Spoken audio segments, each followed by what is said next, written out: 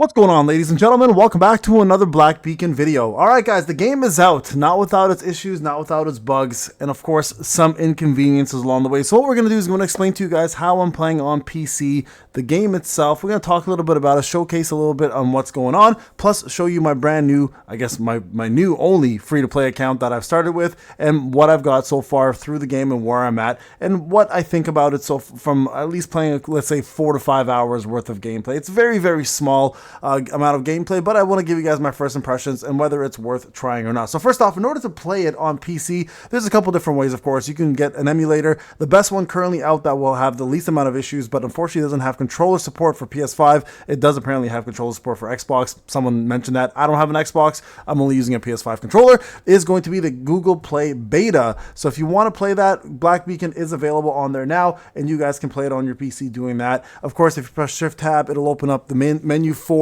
the controller itself. Unfortunately, though, again, it does not support PS5 controller. I've tried it yesterday, unless they've changed it. Now, a couple other things that have been going on that are kind of causing an issue is the fact that people can't actually connect their account to a Google account of any sort. So there are some patches going on with some fixes, and that hopefully will solve some of the main issues going on with the game itself. Now, the game, though, does play well.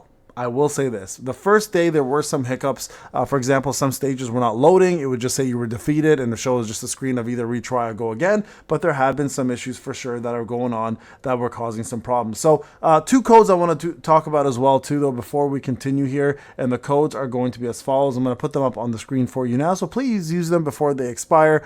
2 seconds here. It's going to be welcome to Babel and also seek the truth. These are currently the codes out right now. You guys can redeem these codes at the moment and get yourself some extra rewards along the way. All right, so now let's go ahead and jump in the game itself, guys, and show you what it's all about. I'm going to show you guys my account, how I started. Now remember, there's no PvP in this game, at least yet, from what I know, right? It's a resourceful PvE game, top-down action RPG, really, really beautiful, great storyline so far, and quite honestly, amazing action. So I will say I'm a big fan. If you want to check out some of the gameplay that I did have out there, you guys can go check out the live streams that were going on yesterday. We did about 3 to 4 hours worth of gameplay, and it was phenomenal. I am a big fan currently. And the thing with these games, if you played any Hoyoverse games, or you played, WoW, for example, Wuthering Waves, etc., you understand most of these RPG games are going to make most of the units very viable. There's of course going to always be a meta. There's of course going to be OP units, but then at the end of the day, you can play however you want to play,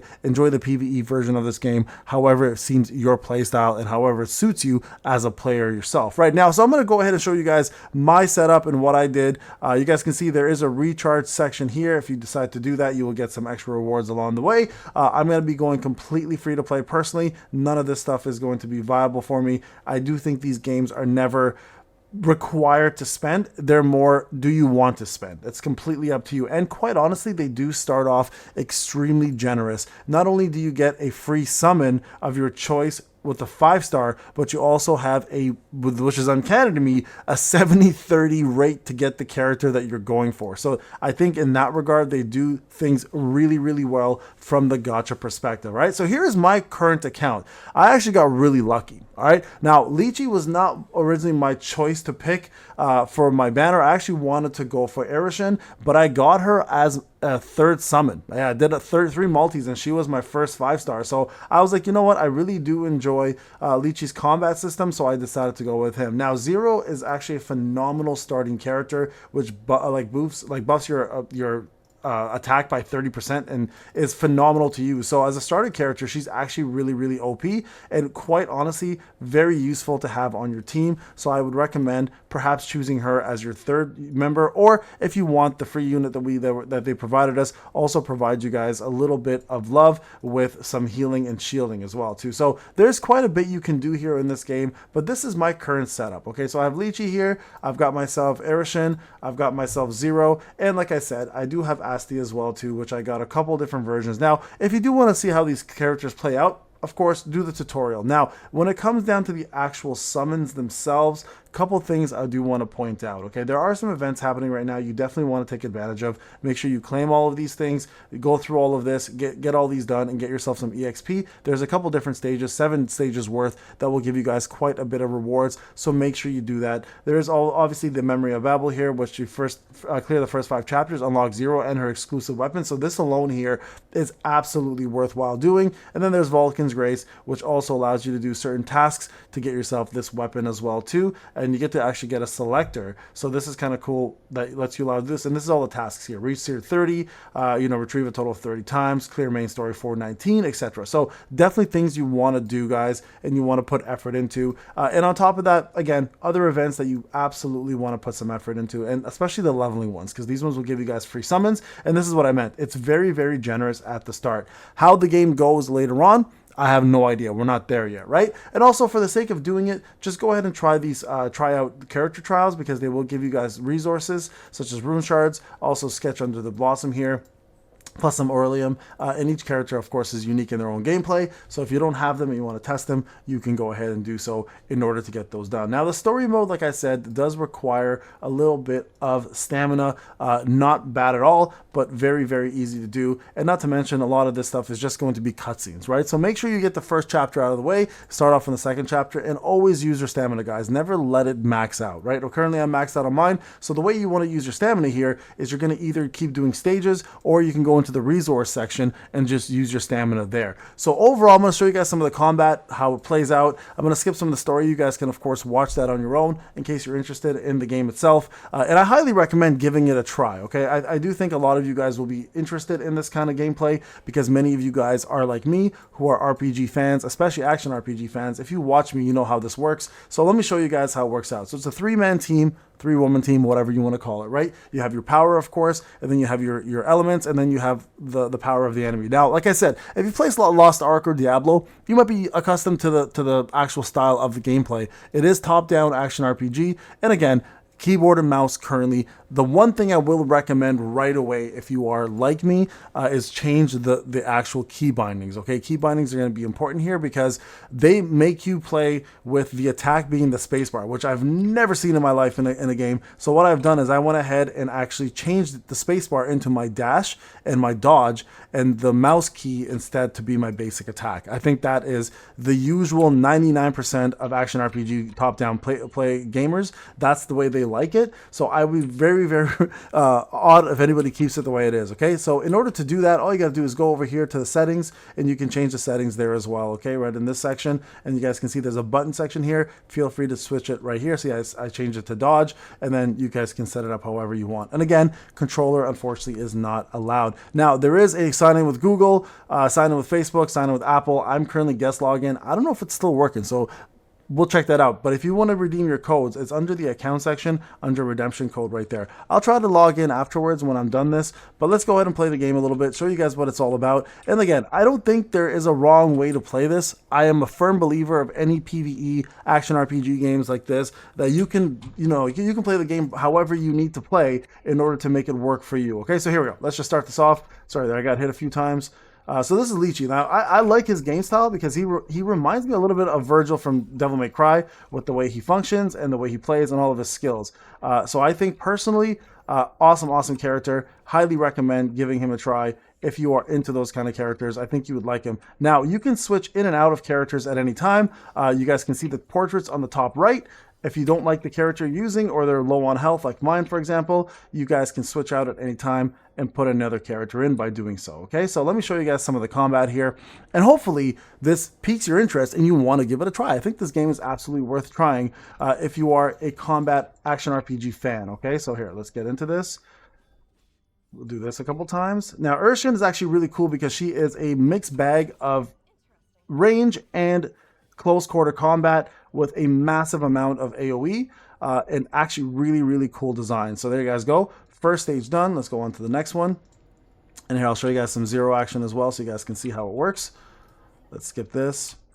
And I do like the design of the actual stages. I think they're really unique. I like the whole like a Tower of Babel being a giant library, you know, the answer to everything in the world that you need to know, etc. Right? So there's actually quite a bit of this game that is really, really beautiful and well put together. And the enemies are unique. They're not your typical like monsters. They're more like mummies. They kind of look more like mummies, and you know, enemies that you'd find in an old library or a tower. So I think they've done a really good job with that, at least from what I've seen so far. And there are puzzles, of course, in this game as well, too. So keep that in mind. Puzzles will be around, make your life a little bit difficult, but they are fun and they are challenging. So at the same time, you will have a little bit of a difference in terms of what you will see every single time you play the game. So it's not always the same mundane thing. Playing, you know, just beating up monsters, etc. There's always more added to it. You guys can see right here, we have to get through this. So 0 is more of a buffer DPS, right? You guys can see now we have these. We got to get to there to shut this thing off, but I'm going to let it kind of do its thing just because I think it's easy enough to avoid anyways. Oh, maybe not. There's some damage I took there. So this right here, this move right there will actually boost your attack. You guys see that? How we just got our attack boosted? Yeah, let's go turn this off. This is what I mean by puzzles, right? You want to get here and you want to turn this thing off. And you are rewarded for doing proper dodges, by the way, just so you are aware. Let's see if I go F. Oh, head librarian permission only required. Okay, I guess I can't turn that off. So this is what I mean by puzzles, right? There are certain things that you can and can't do once you get to a certain point. So that right there was, for an example, something I couldn't do. All right, so I took a lot of damage there. I think I've also noticed that the game itself doesn't have the typical tank healer DPS requirement, at least not yet. That may, of course, change as the game goes on. You guys can see here, there's also some storylines to go along here with it. And honestly, I think the ultimates look phenomenal. So let's see if I can get an ultimate out here for you, okay? Let's see, go down here.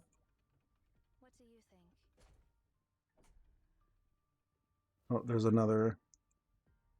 You get to choose here an option, by the way. There's another one. There you go. Completed. See? Everything's done. We got all of our rewards, etc. Now, I'm going to show you guys just the resource section. There's another stage here. We won't do this one yet. We'll go back for a second, and I'll show you guys. Let me go back here for a second, show you guys what I'm talking about. There's the resources will allow you to farm Aurelium, resources for your characters, EXP, etc. Right? So if I go back here, this is the section I'm referring to, right? There's the character EXP materials. There's character Forge of Vulcan, which lets you farm other things here, which is weapon EXP and Aurelium. And then there's EX here, which of course has character tutorials. And then there's the Explore option. Now, I don't know if there is PvP. I haven't really explored that section yet, but this is also a battle pass you can get by playing the game, allowing you to get some free stuff as free-to-play players or pay-to-win players, of course, depending on which route you go. Currently, like I said, I don't see a need to go pay-to-win. The game seems to be very free-to-play friendly, but as we play the game more and more, and as I discover more about it, I'll learn more and let you guys know how I feel. Now, in regards to banners, I just want to go over this real quick before I end the video.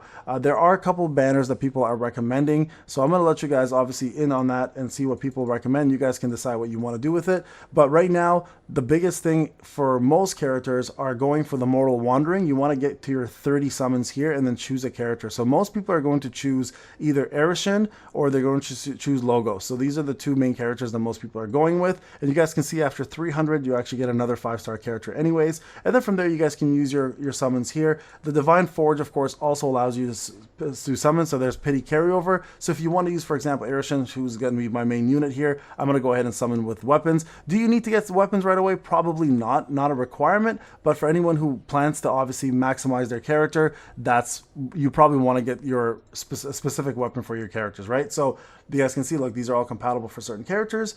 And right there, we got ourselves a purple, which is a 4-star, and there is Erishin's 4-star weapon instead of her 5-star, right? And of course, 5-star makes a way bigger difference versus 4, but you can, of course, use the 4-star for now until that comes up. And there is pity count up to 50, so you can do that as well, too. There's the Ancient Covenant, which is also going to be 100% rate up on one of the characters you decide to go with, and it's only costing you 9 instead of 10. So this is another one here you absolutely want to do. Pick your character that you want to go with, and make sure that you summon on them. So for example, right here, this is going to be one that I'm going to go with. This guarantees count 0.70, so you guys can use this at a discounted rate. So definitely do this one as well after you've done your 30 Mortal Wanderings, and take advantage of this pity as well too. And then of course the main character right now for rate up is going to be Florence, who is a fire DPS. You can of course try her out right now with her weapon being 100% rate up as well. All right, folks.